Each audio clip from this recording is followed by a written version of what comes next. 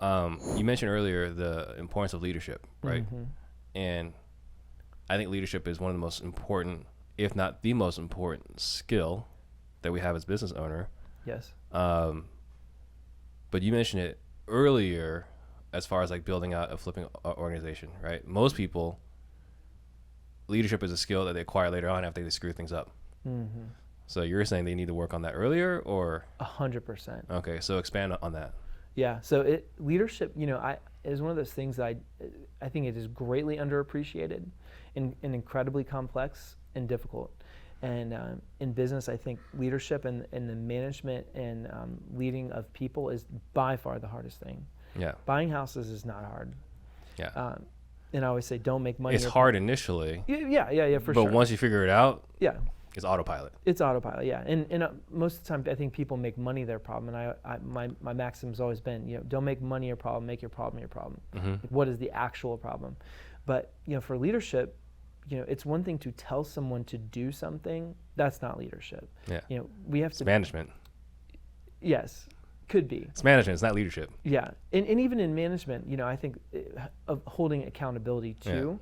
Yeah. Like what is the accountability structure for that? But in leadership, if you don't know who you are, it's very hard to lead other people. Mm-hmm. And so I think it's the self-exploration of who you are and what you want to create, but then also helping other people do that in their own autonomy, in their own space. Yeah. And understanding what your style is, and not everybody's the same. But like in our business, we wanted to have, people who have a lot of autonomy, they have a lot of space to operate, and that takes a lot of time, a lot of training, and a lot of building of trust and coordination of what you're doing. And so, these things take time. It's not just a process, right? Mm-hmm. Because process is not leadership, that's management. Leadership is the building of relationship. Yeah, and John Maxwell says the hardest person to lead is yourself. Is yourself. Right. So you got to lead yourself before you can lead others. Yes. And we haven't earned that privilege or the right to lead others until we've learned how to lead ourselves. 100%. So what did you do to get better at leadership? I am an obsessive person. And so once I discover something, I have to fix it. And so for me, it's been just constant reading, constant learning, joining masterminds, having quality conversations with people, doing podcasts. How do we learn? And then understanding like, okay, well, this thing failed, but why did it fail? Mm-hmm. And having a heart for learning. And then also, I think a lot of times leaders have a hard time admitting they're wrong. And when we screw up, I remember there's such a great story in Extreme Ownership, Jocko Willink's book, where they have a blue on blue incident, which means the same side shooting at each other. Friendly fire. And he asks who's responsible, and all the guys are saying, hey, it was me, I screwed it up, or I did this or that. And he's like, no, it's my fault. I'm the leader, and it's my fault. And I think when you can take ownership, you build trust, and building trust creates opportunity to grow in that.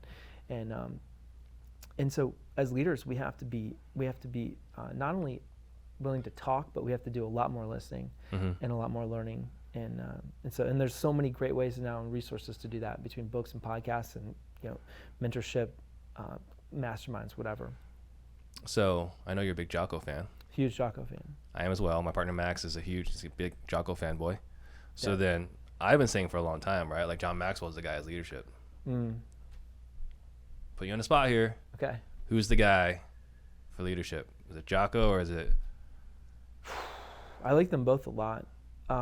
So I'm going to give you a non-answer, which is I don't believe that either of them are the mm-hmm. one.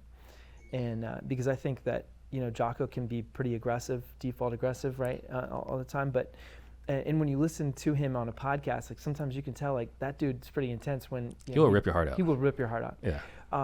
And then when you go read like a Dan Sullivan book, like Who Not How, and something The Gap, which The Gap in the Gain. The Gap in the Gain.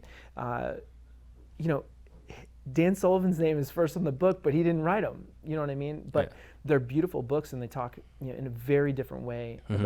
about leadership. And so I don't think there's just one answer.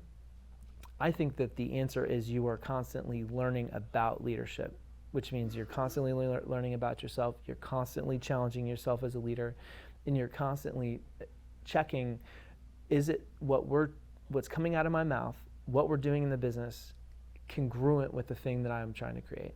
Yeah, and I think that's the key, right? Congruence. Yeah, and do the people who are on my team, the people who are around me, when they see me, and this is the biggest thing, I've started to get this a lot more lately, which somebody will say to me, Nathan, I love that you are spending time with your kids, and I get to see you out fishing or hunting or whatever. Or somebody in the business like, hey, thanks for giving me the opportunity to work on this project. I'm like, that was leadership. Because it wasn't even about me. And it's not about you as a leader.